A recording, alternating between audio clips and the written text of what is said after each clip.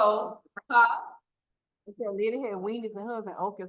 we're gonna talk about that. Lord help. I'm about to start a fight in a minute. I'm gonna tell you right now. It's like religion and politics. There's certain things. I didn't have this microphone set. So I'm gonna ask you. Is it potato salad in the gumbo or potato salad on the side of the gumbo?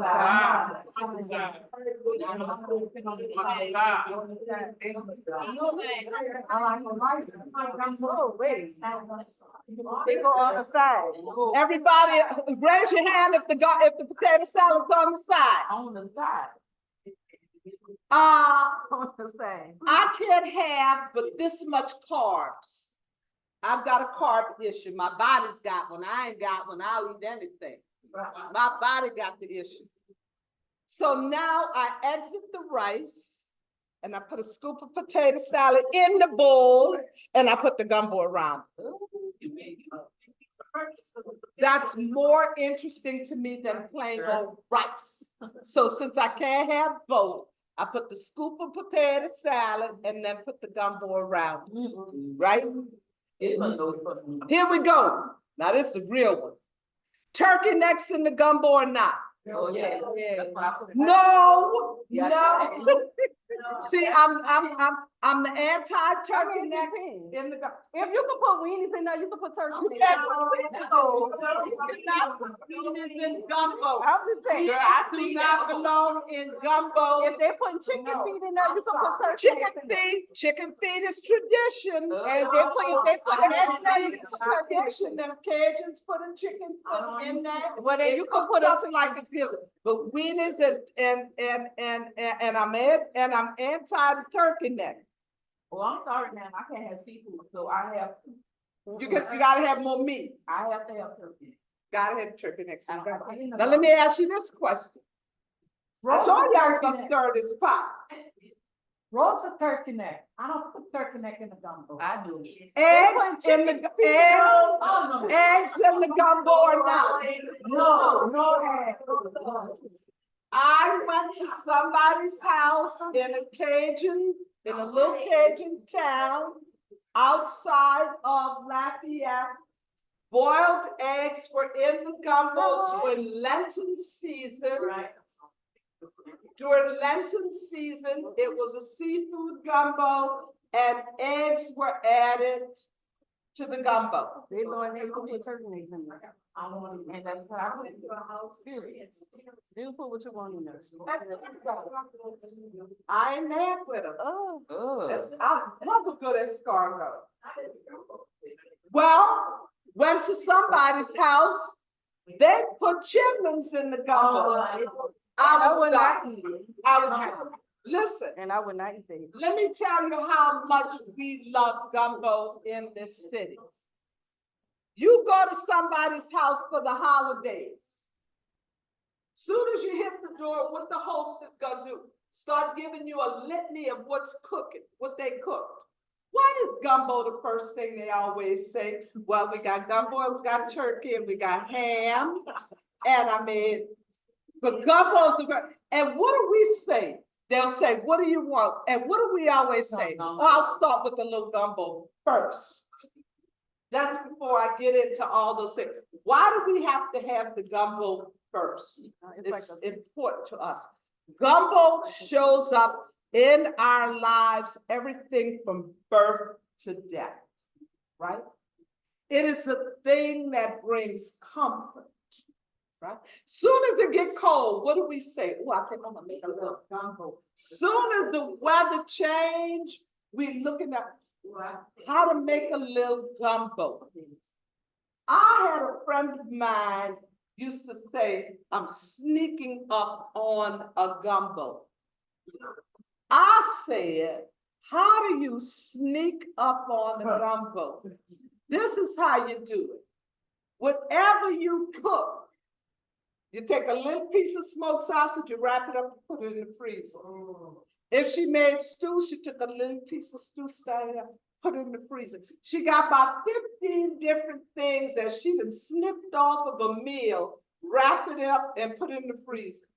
She said, that's how you sneak up on the gumbo. When I want gumbo, I've got a little bit of everything to make that gumbo, right?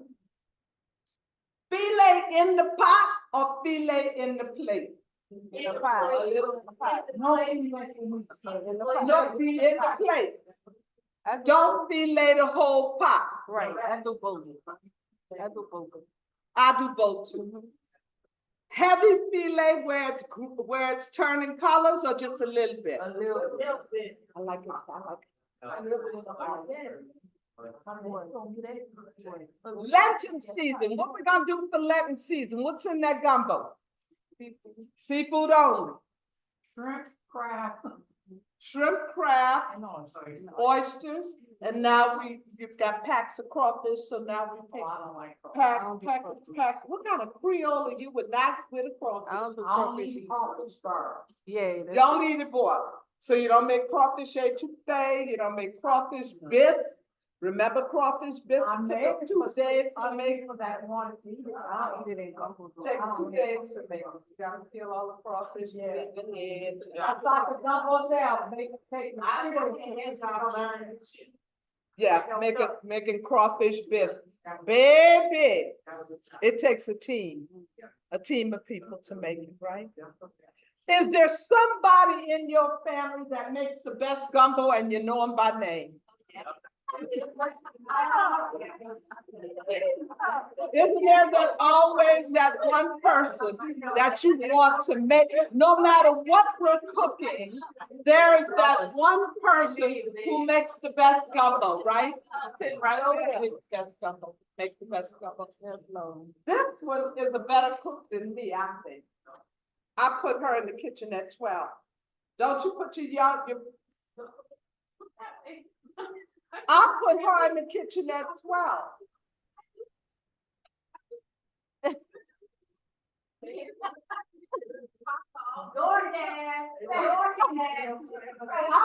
is my only granddaughter. The reason I put her in the kitchen at 12 because I knew I was going to get to a certain age where I could not pick up those pots. And I'm at that age where I can't move those pots. What happens in the summertime if you don't take that pot off the stove? It's going to curdle on you. You're going to lose that whole pot of gumbo, right? How many people remember for Christmas when they'd make the gumbo the night before and sit it on the back porch? Or sit it somewhere opposite mine middle of winter time. I got a back room. I put the air conditioning in the back room in December so that gumbo, because my sink is not big enough for them. How many people make gumbo in a Magnalite pot? Wasn't Magnalite the pot? You go to Creole people house, New Orleans people house, the Magnalites of all sizes and shapes is in present, right? Everybody cooked in a Magnalite pot, right? They are happy. They happy as I don't know what. That's why I trained her. I can't move that thing for the gumbo. Don't forget to make that birthday burn that rice a little bit. Let me ask you this. What happens if you burn that roux? You gotta throw it away. You can't fix it. You're gonna start over if that roux is burnt. What color should that roux be? This color. I put that to my pocket.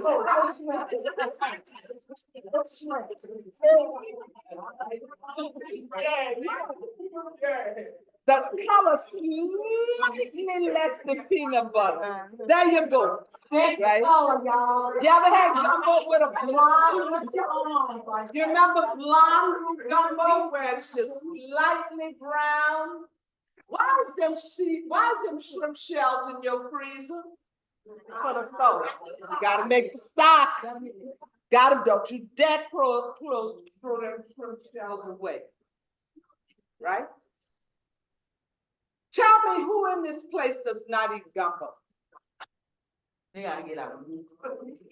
They got stuff up. Ain't nobody that's gonna do gumbo. Don't eat nobody else's gumbo but yours. My mother used to say they could poison our whole family with a pot of gumbo. We'll eat that if the kitchen is clean. If the kitchen is clean, I don't, and you ain't put chitlins in it, I can. All right. My mother used to say they could, the whole family could be poisoned if somebody was clean and made the gumbo, because my family, that's how much we loved it. Right? All right. Any questions about, we know ain't no wieners in that gumbo.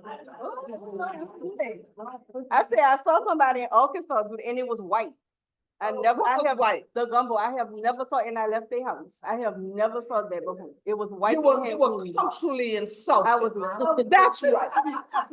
I was culturally insulted. That's right. She had to cross the line. We're gonna break this friendship. Either you're gonna learn to make gumbo, or you're gonna stop faking, right? Listen. How many? I almost got put off of a Carnival cruise line. On a cruise in the Caribbean. Oh my God. Because we're gonna have New Orleans night. And the chef put frozen peas and carrots in the gumbo. Oh. It's one of the reasons I don't drink anymore. Them people was talking about putting me off at the next island. I was upset. I felt like you felt about them wieners. Yeah, no. There is a sacredness to this dish. This dish is the one thing I know people who don't eat chocolate. I know people who don't eat this, don't eat that. I do not know anyone from the city or who has come to this city that does not eat gumbo. It is absolutely something sacred for us. And so now, Denise, Kimberly Denise, is gonna let us know just how sacred this pot is. It has been my pleasure talking to you. Thank you.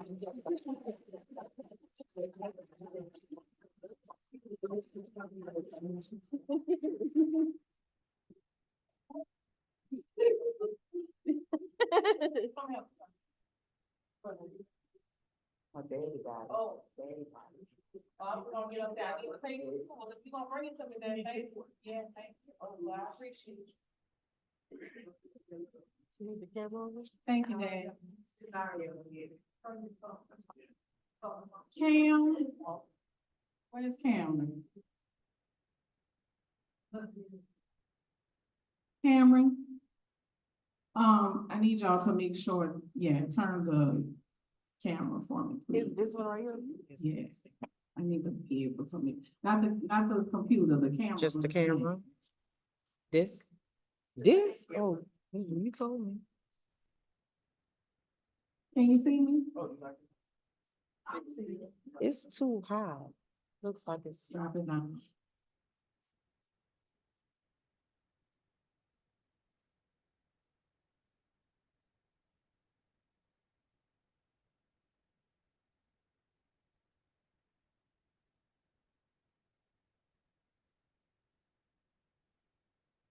Where is it? Let me get out because I'm not in the screen.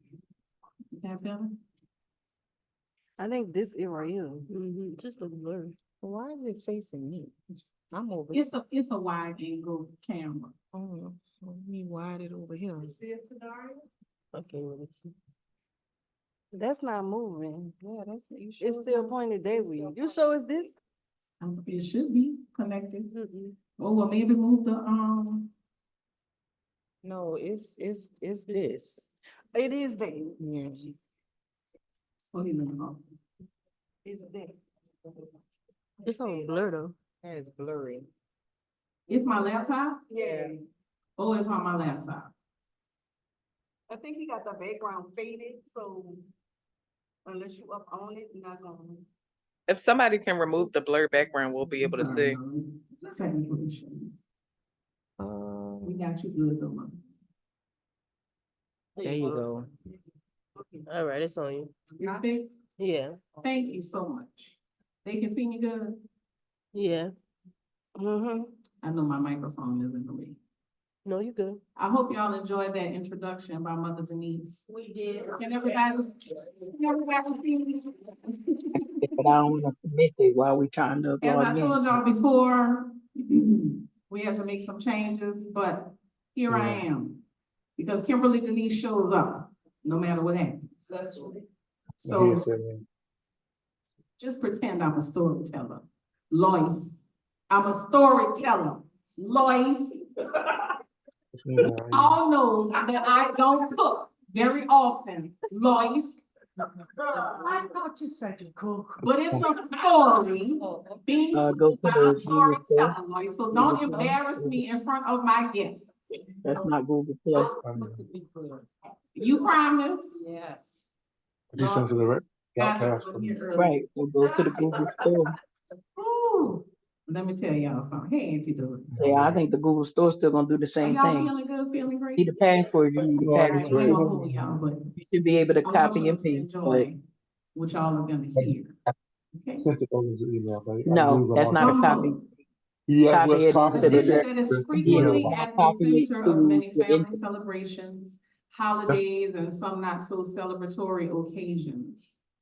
It has been a staple at many of our mothers' and grandmothers' tables throughout our lives. It has become an integral part of our fondest memories. It has filled bellies and fed souls. When we talk about gumbo, we can't forget about the pot.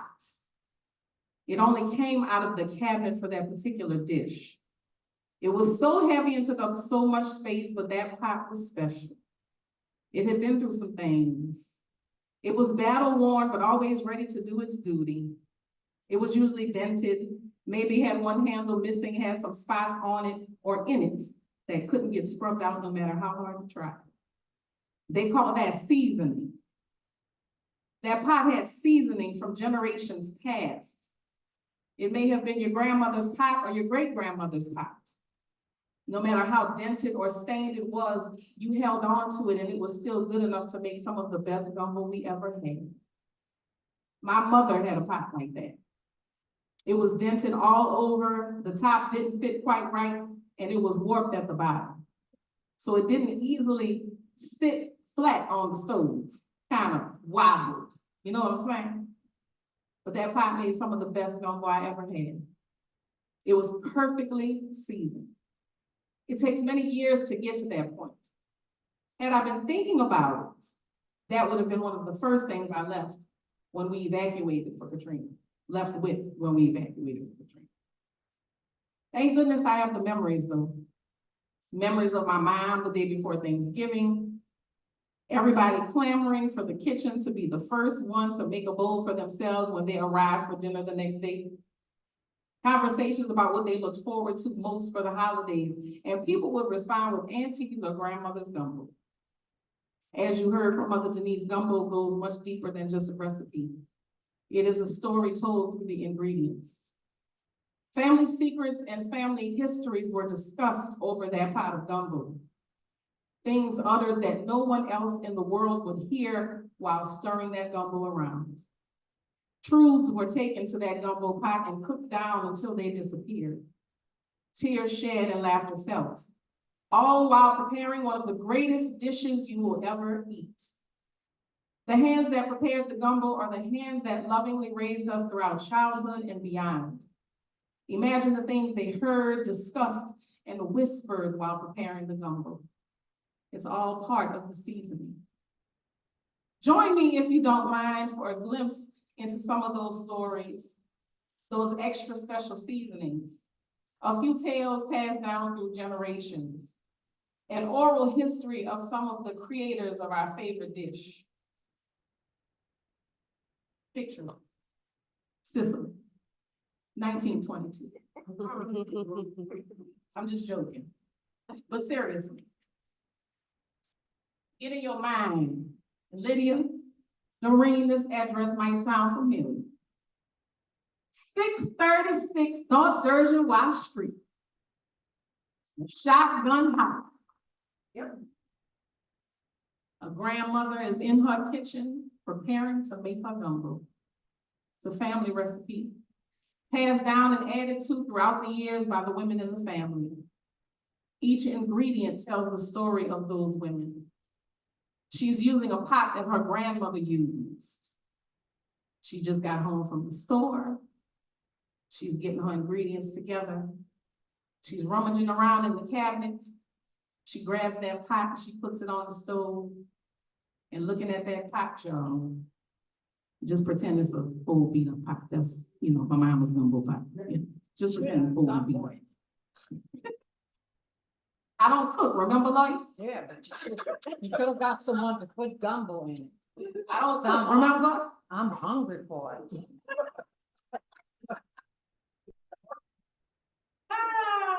That pot has an interesting story to tell.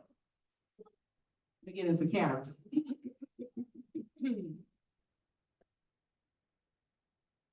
My great grandmother gave this pot to me. She used it for many years, and when it was time, she passed it down to me. I learned how to make my first pot of gumbo standing at her hip in her kitchen, watching every ingredient, listening to her tell the stories of her mother and her mother's mother and her mother before her. This pot has seen many good days. It has seen a few bad ones as well. It's all dented, but that dent has a story. My grandmother, at the tender age of 19, was tending to the children of one of the women she cooked and cleaned for in Kosciuszko, Mississippi. As she told it to me, one of the little boys had stolen a piece of candy from her apron pocket.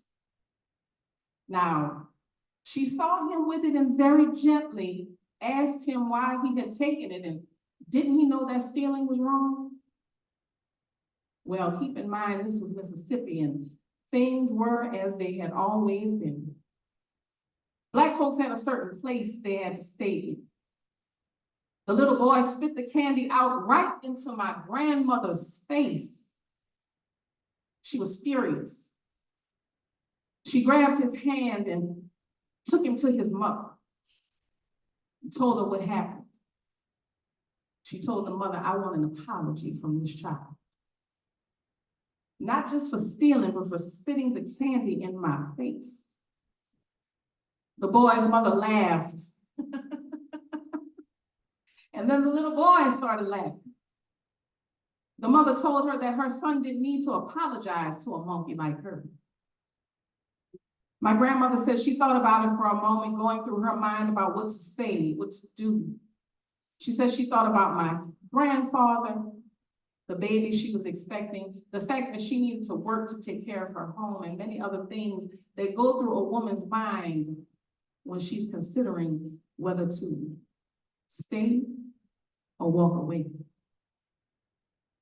My grandmother stood tall, looked that woman in her eyes and said, you can tend to your own cleaning, your own toilet, your own cooking, and your own disrespectful children, because I won't be doing it anymore. And with that, she turned, grabbed her pocketbook off the coat rack and went out the door, the front door. And if you know anything about those times, then you know getting out of line with a white person was unacceptable, but to go out of the front door was downright disrespectful.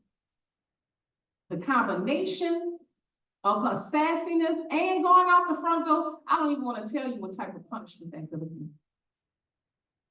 She walked to my grandfather's job and explained to him what happened. He was a butcher at one of the shops in the town.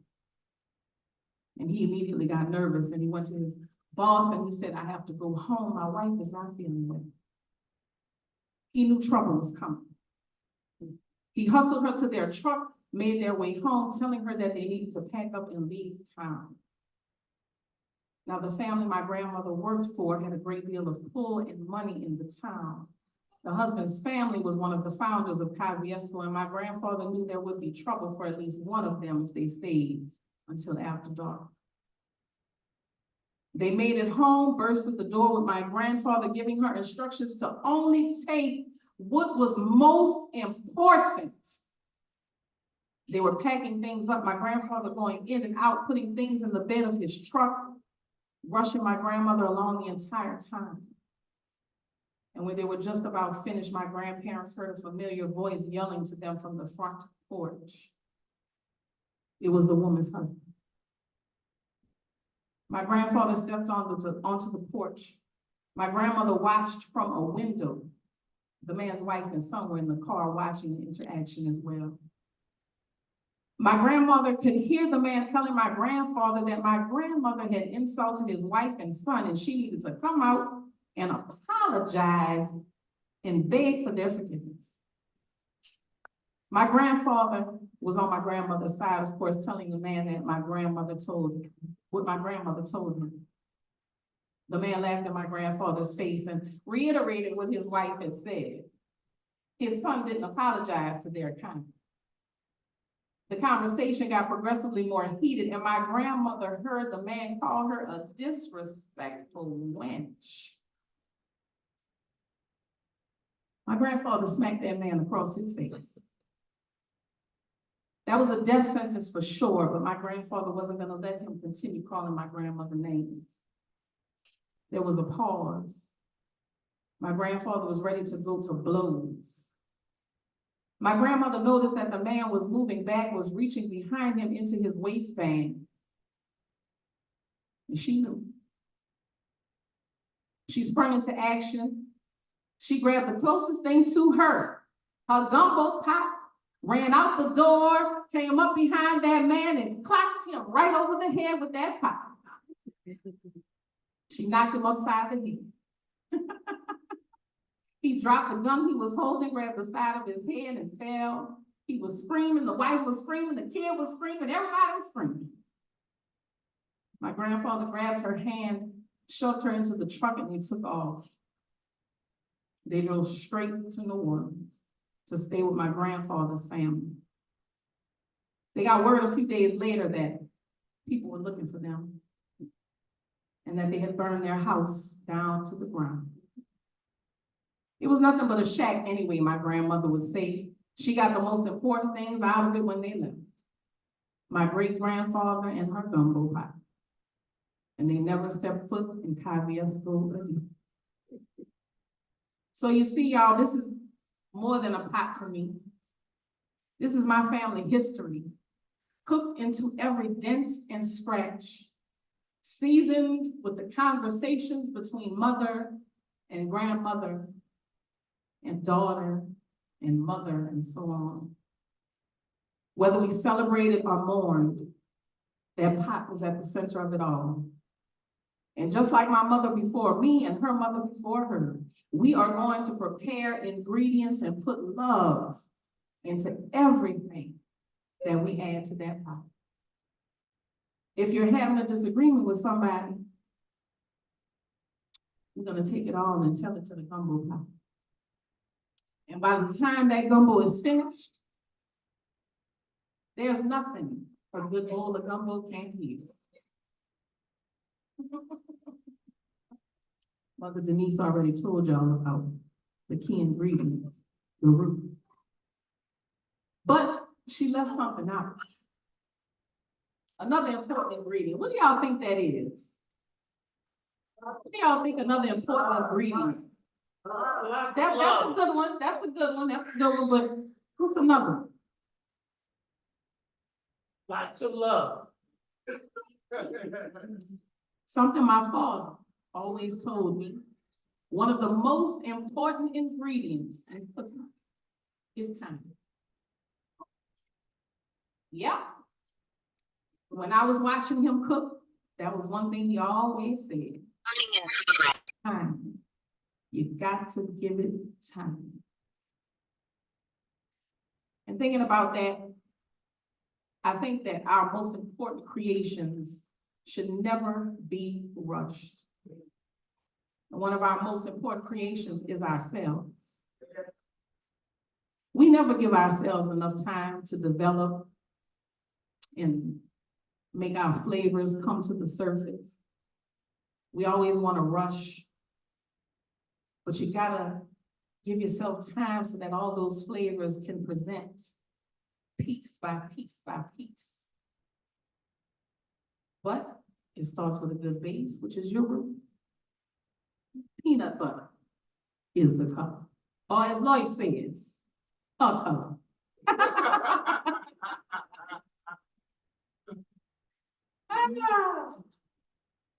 My grandmother Agnes used to say, it's a story, Lois.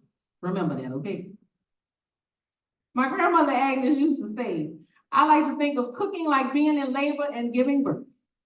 Not as painful, but very time-consuming and tiring. But isn't it worth it in the end? She was a midwife and a wet nurse from down the road, Plaquemines Parish. All right. Okay?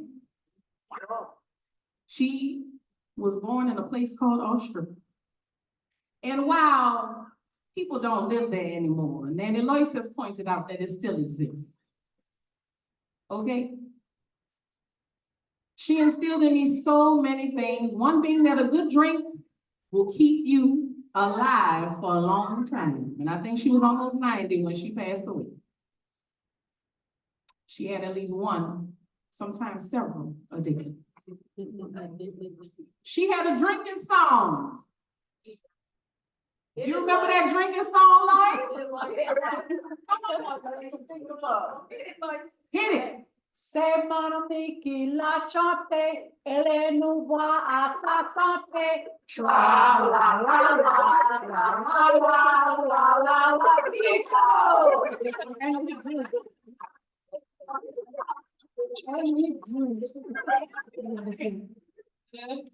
Just a little sidebar here. My father's family, their first language is French. Cajun French. As a fact, I'm very proud of. Very proud of, yes. Sing that song one more time, Nanny Lloyd. I love to hear it. C'est mon ami qui l'a chanté. Clap your hands, y'all. Elle nous voit à sa santé. La la la la la la la la la. Pito. And we drink. So y'all remember that? Y'all remember that song tonight or tomorrow when y'all drinking on Mother's Day here?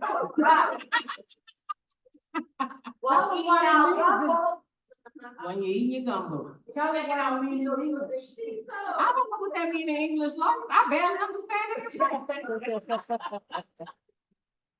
But thank you. My Uncle Leonard, everybody called him Denise. He used to cook with wine. And when I mean cook with wine, he would pour some in the pot. And then he would give it some flavor. And then he would pour some in a glass to give himself some flavor. You know what I'm saying? There's another tradition in my family. Not just the drinking song, but before we drink, we toast. We say, "A la santé." And what that mean, Lord? Let's drink. Let's drink. And I know y'all don't have a drink, but repeat after me. A la santé. All right, thank you. Y'all remember that when y'all drinking later on too. And I talk about all of this because traditions are important in families. Just as important as the history. Just as important as family recipes. Gumbo. When I make a pot of gumbo, we know I don't cook like, so just be quiet. When I make a pot of gumbo, I connect to those who came before me.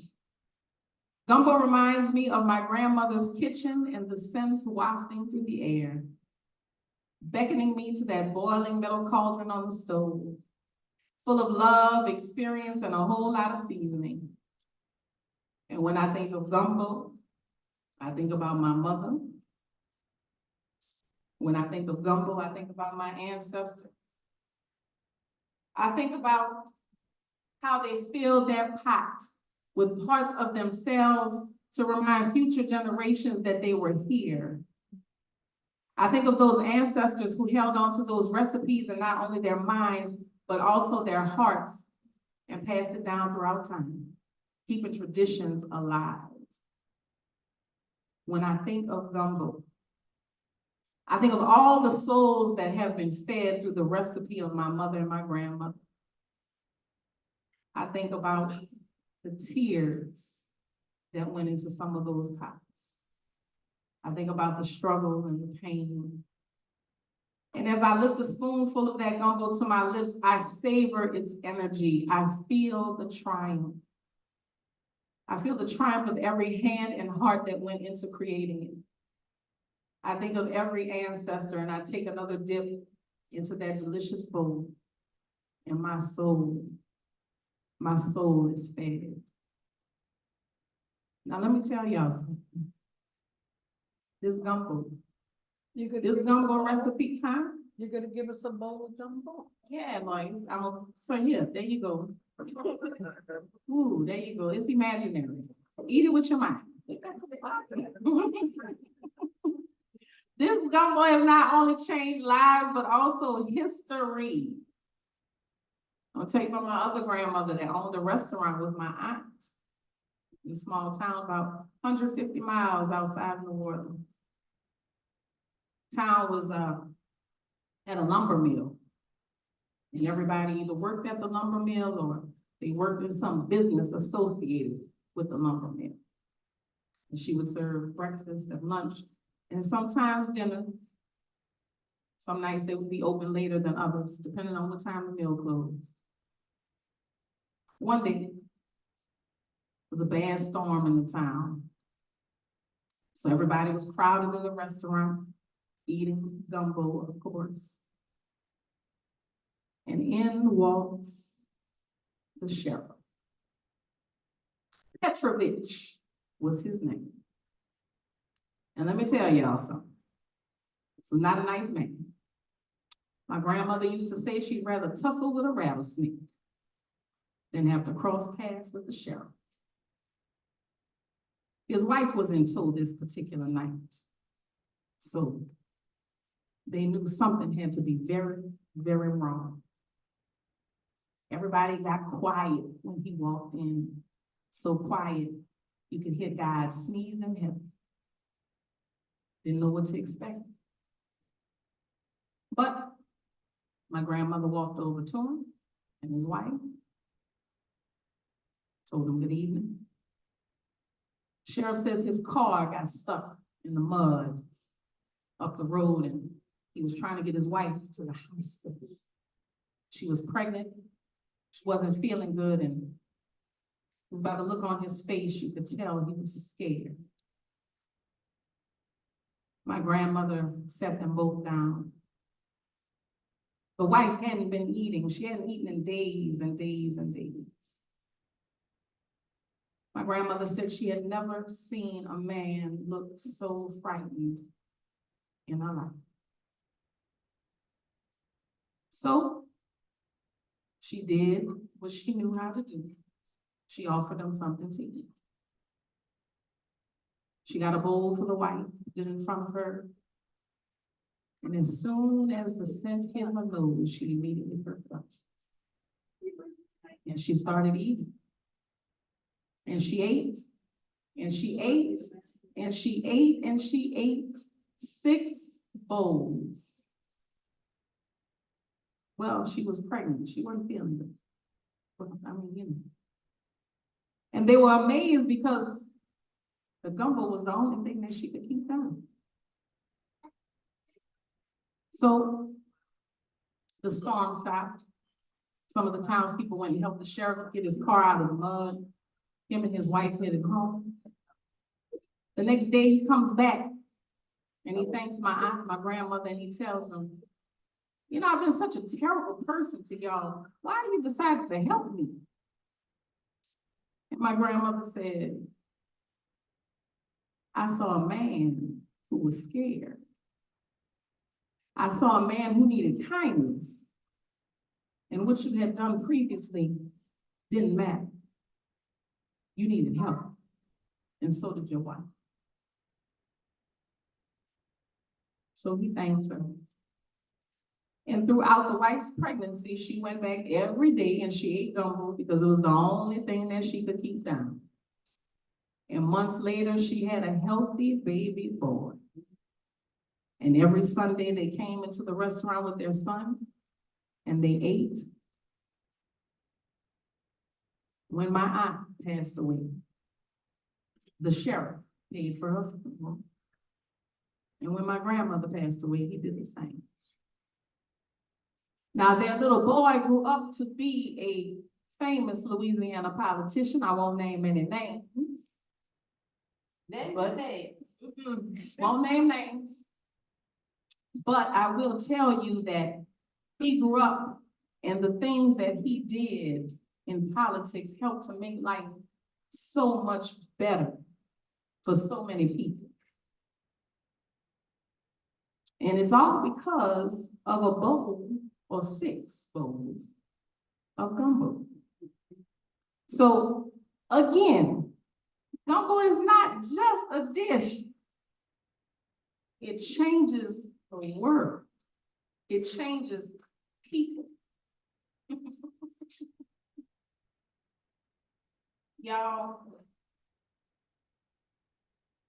I don't want to get teary-eyed, but I'm gonna try not to cry.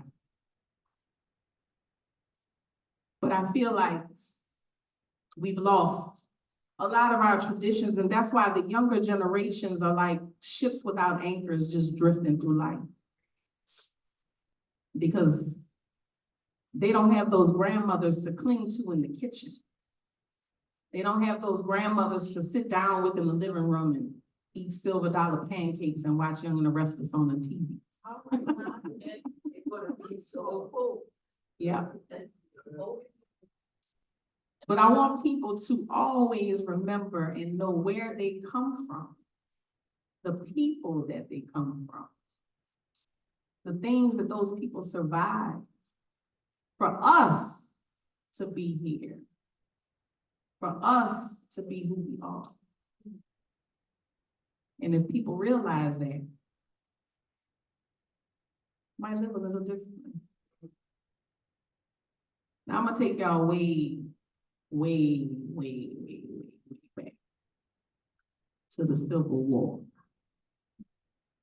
where my 3 times great grandma set her whole family free. Through guess what? Gumbo. Y'all not paying attention. Y'all paying attention? Because only one person said gumbo. This is some life-changing stuff. I'm telling you. Clotilda was her name.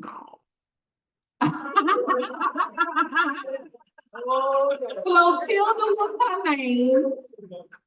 Lois is soft, y'all. And that's not no storytelling. That is the guys on this truth.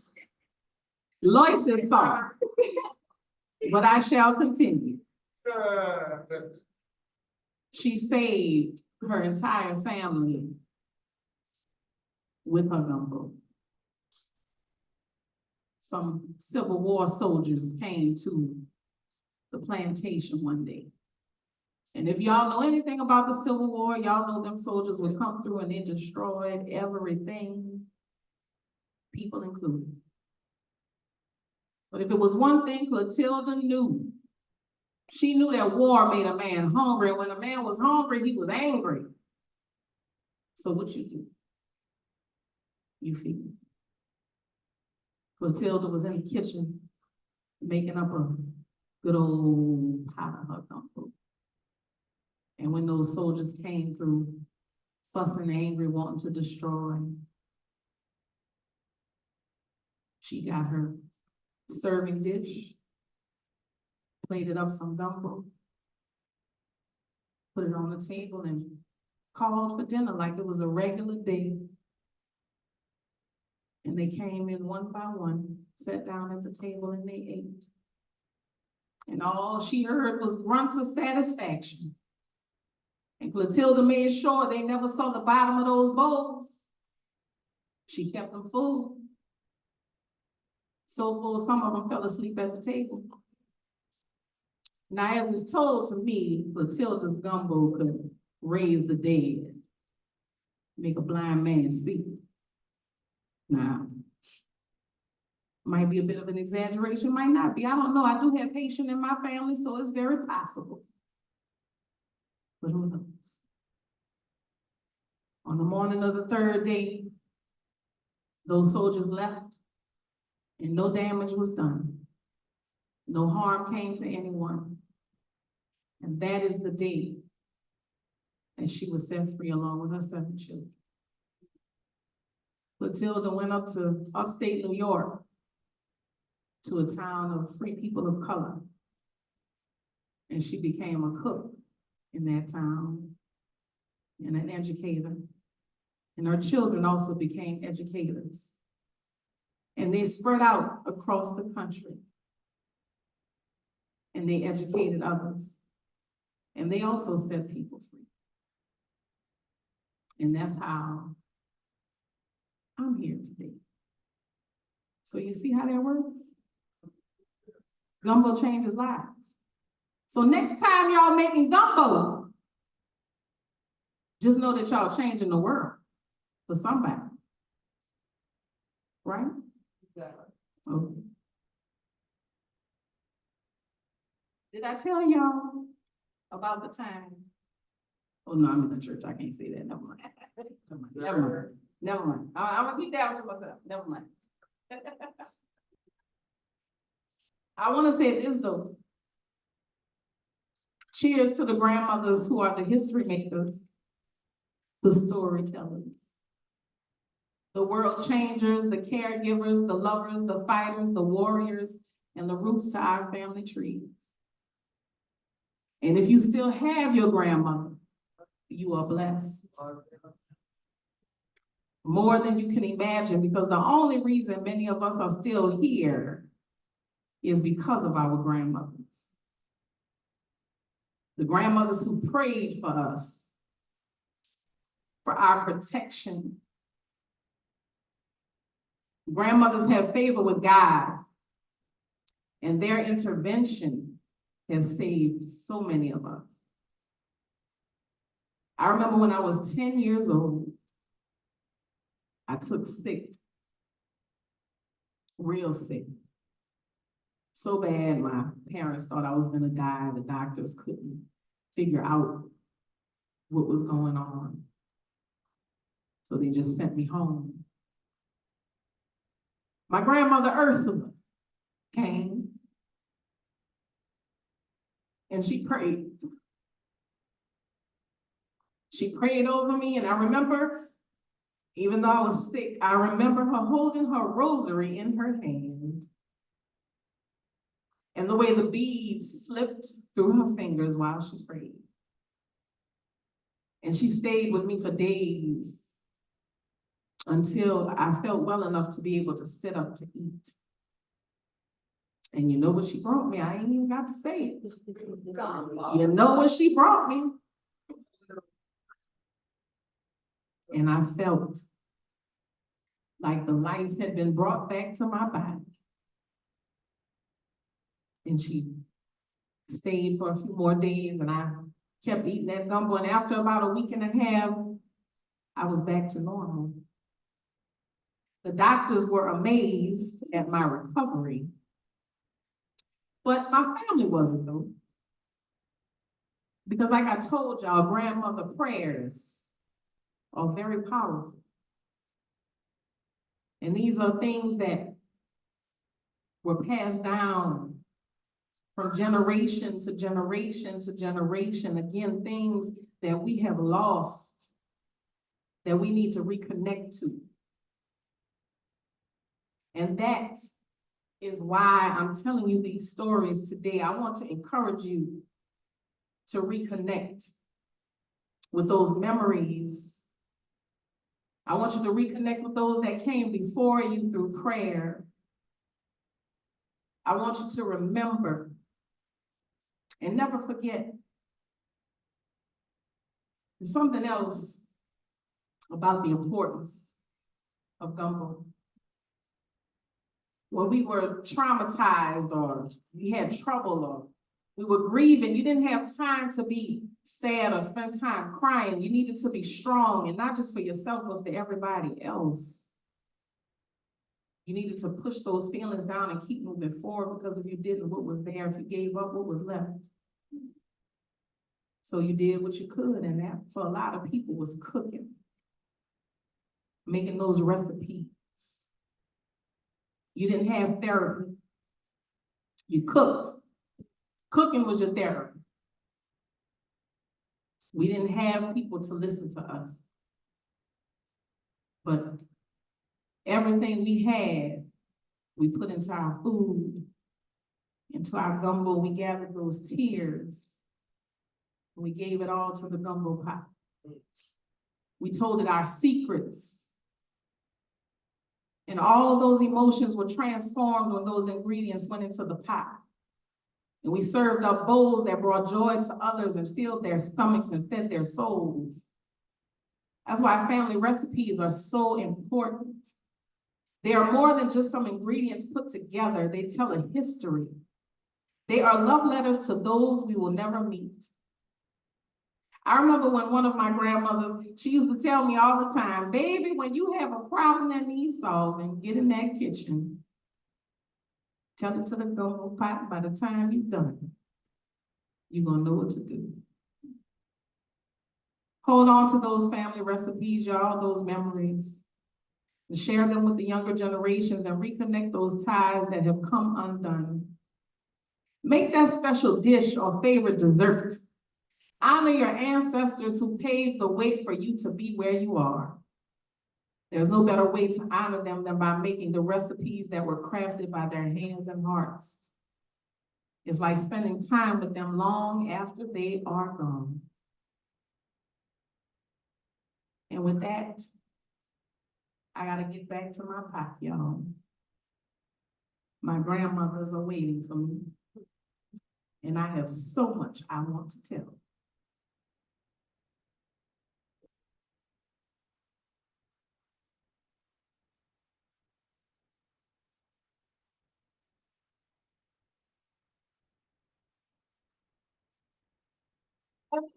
Not the way I wanted to tell the story, y'all, but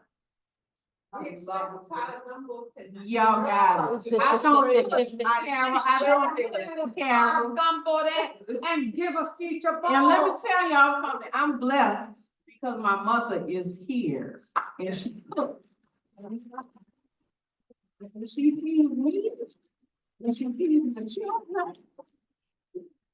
And I'm grateful. I am very grateful. So But you I could've guess, cooked gumbo? no, Lois, Oh. no, I'm not.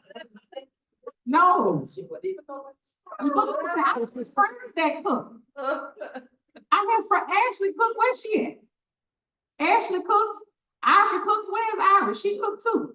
That's why I got friends like, because you know, they gonna feed me, I'll be all right. I don't never have to cook, like my son cooks. We have gumbo in warm face. I'll be at your house. I will be at your house. Thank you so very much. Brown 7-Up. Lloyd.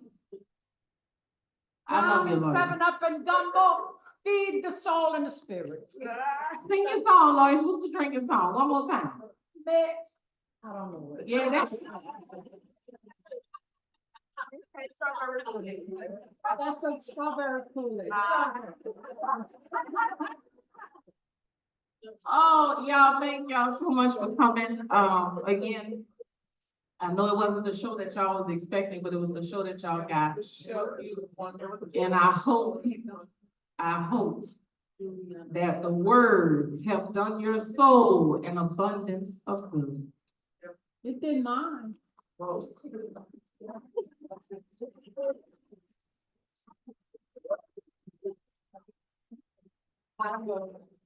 You're emotional. I am very emotional. Go ahead and follow. I absolutely. Thank you. You're walking encyclopedia. You're walking storyteller. Thank y'all. I try my best. So nice. Thank you.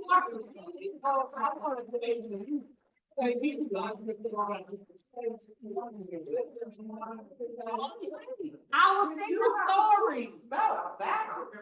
Our secret stories. Did you tell them about our secret stories? I told them, yeah, I own a tour company. Listen, if you have friends come to town, I tour Congo Square and Treme.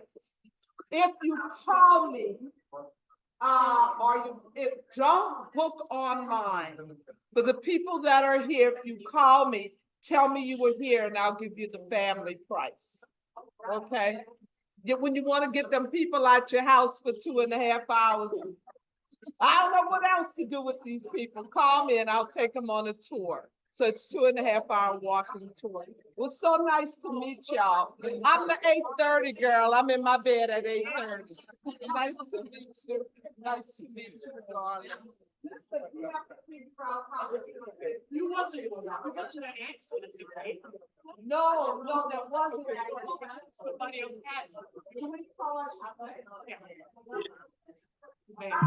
It was on the stillway. Right across body care. Oh, no. Be careful, Mother Denise. It was a pleasure meeting you. Thank you. Okay. All right, sugar pie. What a problem is it? What were Carlene's at, James? No, she didn't. Love you too. Where the Carlene's at?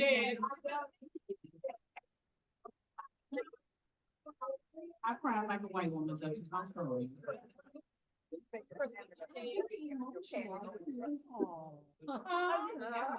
What is going on over here? What is It's okay, but I'm about the lunch.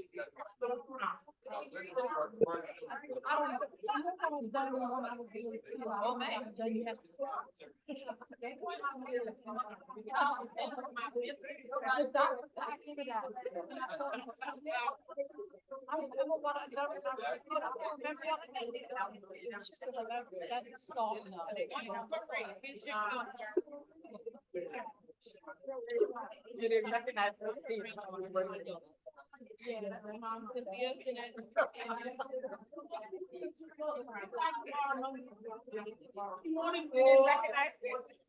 No. I thought it was the glass. Oh, I don't know. I don't know if I'm going on half of the car.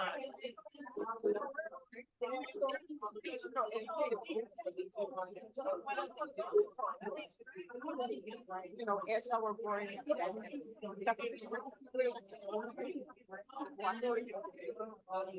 usually like lately I'm curious that I'm going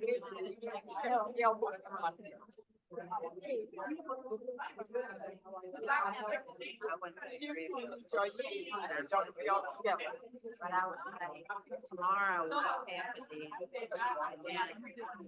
I know. Good job. Not when we. I don't get it. Carry so much weight on that person.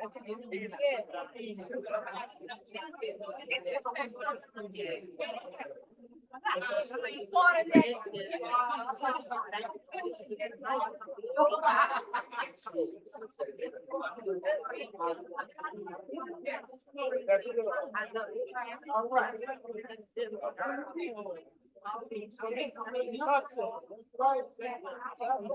Yeah, I know.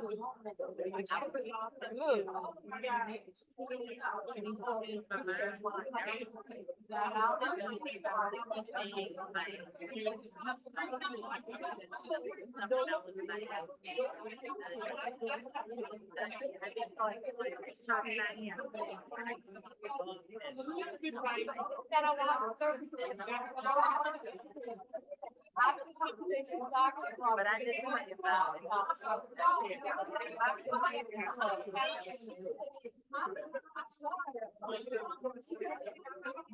Yeah, I know. I was telling everybody, I'm like,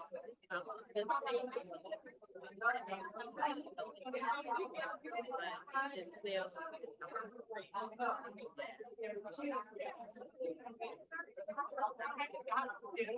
I've been praying for y'all. Yeah, thank you. He said going home, we got some time to drive. All right, well, I'm gonna talk to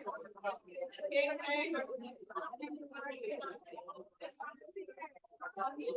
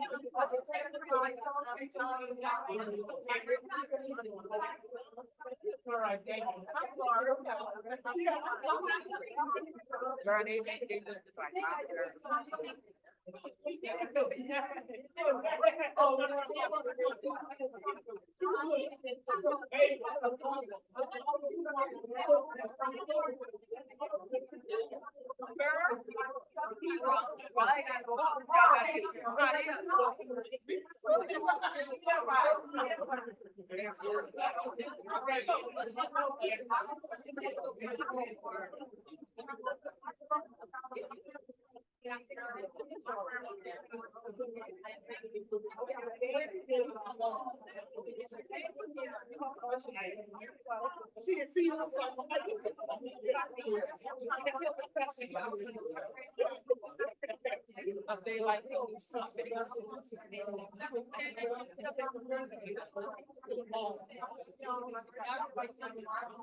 why you ain't?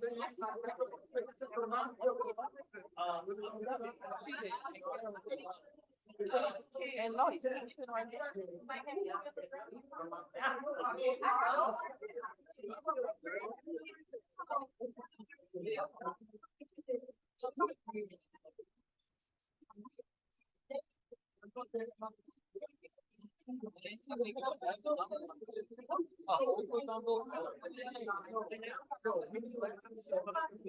She bought me some right before I started going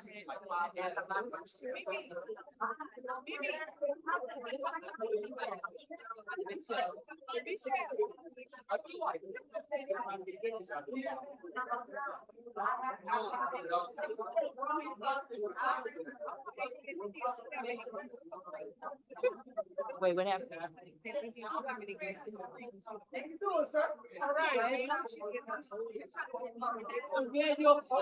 I'm gonna call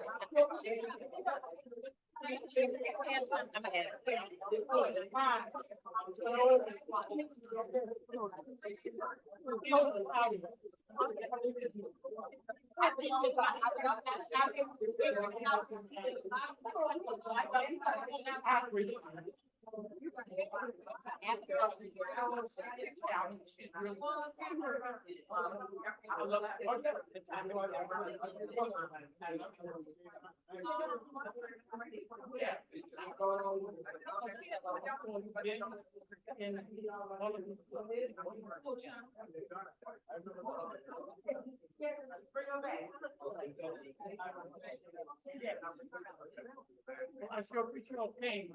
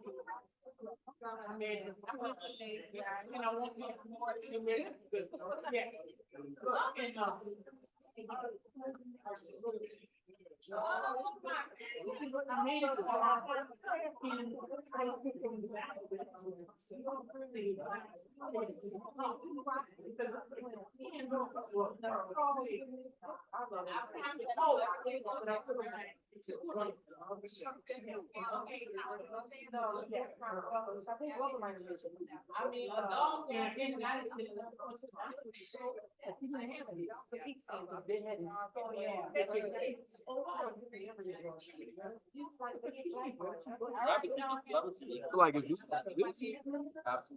you Oh, y'all, it's so. I did not see it all. No.